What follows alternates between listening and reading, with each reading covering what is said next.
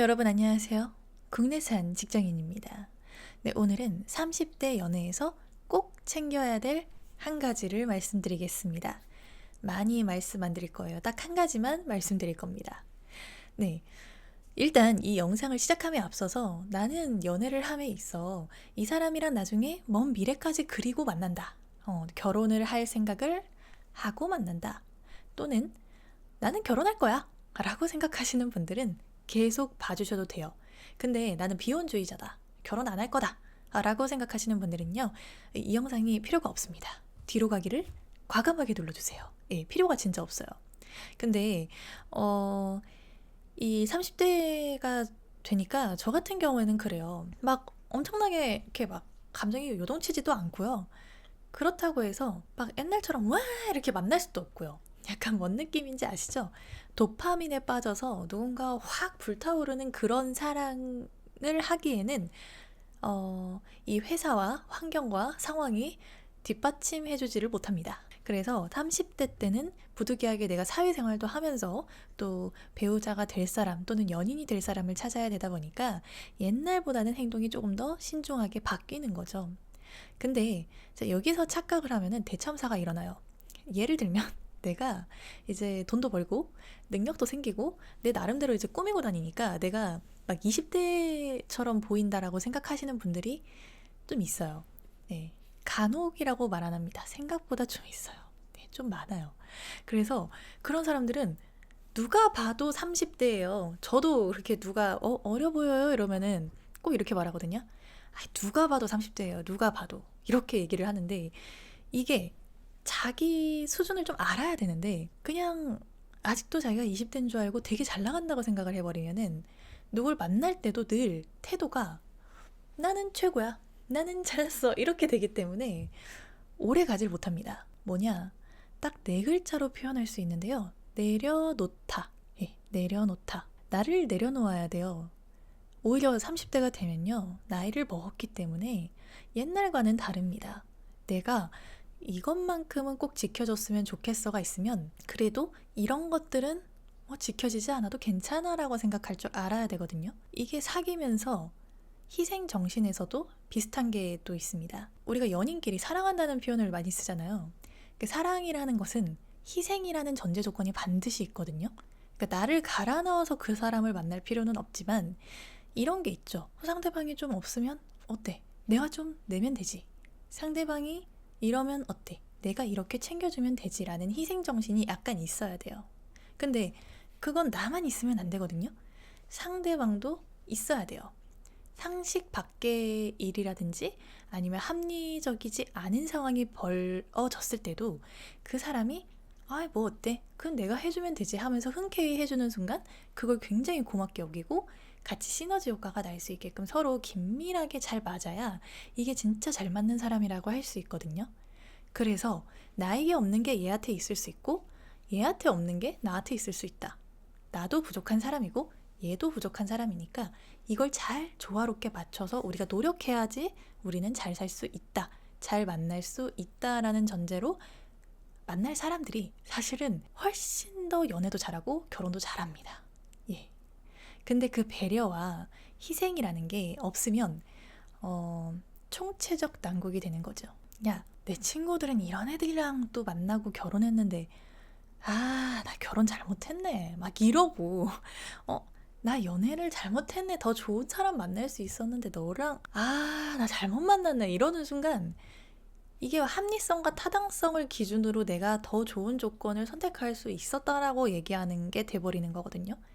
근데 그러면은 신데렐라와 왕자님이 생겨날 수 없는 것처럼 그런 상황과 환경을 다 극복하고서라도 우리 둘이 잘 맞는 뭔가가 분명히 있을 거란 말이죠. 근데 그거를 싹다구리 무시하고 상식 밖의 행동을 하고 나는 이런 사람인데 얘는 이러네? 우린 정말 다르네? 라고 얘기하면서 한치의 양보도 없다 이러면은 그게 진짜 연애할 때도 힘들고 결혼은 더더욱 해서도 안 되죠. 예. 하면은 어차피 나가리 될 테니까. 예. 다시 갔다 올 수 있습니다. 진짜 잘못하면은. 그래서 30대가 되면은 내가 내려놓을 것을 알고 있어야 돼요. 제가 아는 언니는 20대 내내 180이 넘는 사람만 만났습니다. 네, 180이 넘는다고 하면은 굉장히 큰 사람이거든요. 근데 저는 키를 안 보기 때문에 늘 그렇게 큰 사람만 만나는 언니가 너무 신기했어요. 근데 이 언니가 30대가 딱 되니까 이런 말을 하더라고요. 남자친구랑 그만 싸우고 싶다. 그러니까 남자친구들이랑 늘 다툼이 너무 심했고 성격이 지나치게 맞지 않았다. 근데 나는 이제 성격을 한번 볼 거고 키는 내가 한번 내려놔 보기로 했다. 이제 30대가 됐으니까 한번 그렇게 해보려고, 내가 키를 포기할 수 있는 사람인지 한번 보려고 하더니, 그러더니 키가 한 171, 2 정도 되시는 분이었어요. 얼굴은 괜찮으십니다. 얼굴은 너무 선하게 생기시고 이렇게 잘 웃으시고 그러시는 분이었어요. 근데 이 언니가 그분을 만나더니 자기가 화가 안 난대요. 연애를 하면서 싸움이 한 번도 일어나지 않고 늘 즐겁고, 물론 삐그덕거리는 건 분명히 있지만 그게 타협이 되는 사람을 처음 만나봤다는 거예요. 그래서 이 사람이 나한테 이렇게 배려를 해주니까 자기 입장에서도 이 사람이 오기 전에 뭔가를 더 해놓게 되더라는 거죠.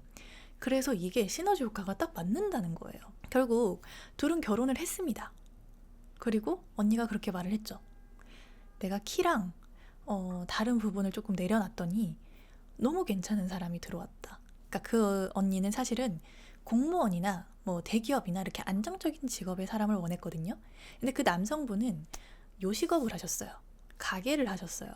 근데 그냥 그런 직업적인 것을 상관하지 않고 이 사람과 나의 성격이 너무 잘 맞는다라는 거, 그리고 화가 나지 않는다는 거, 이 사람이라면 왠지 잘 맞출 수 있다라는 그런 확신이 드니까 이 언니가 바로 결혼을 하더라고요. 그리고 결혼함과 동시에 자기도 카페를 차렸습니다. 예. 그리고 너무너무 잘 살아요. 너무너무 잘 살고, 물론 그 안에서 힘들고 어려운 부분은 분명히 있겠지만 쉽게 그 결혼의 인연까지 가지는 못하거든요. 웬만한 사람들은. 그래서 이게 진짜 내가 내려놓을 수 있는 것과 내려놓지 못하는 것, 이런 것들을 명확하게 구분을 해야 이 결혼도 되는 것이다. 네. 그거를 제가 많이 느꼈죠. 그래서 제가 아는 애는 자기는 연락이 늦는 사람은 죽어도 허락을 못한다. 뭐 이런 말을 했는데요. 이제 직장인이 되고 나니까 연락을 못하는 게 어떤 의미인지를 좀 알게 된 거죠.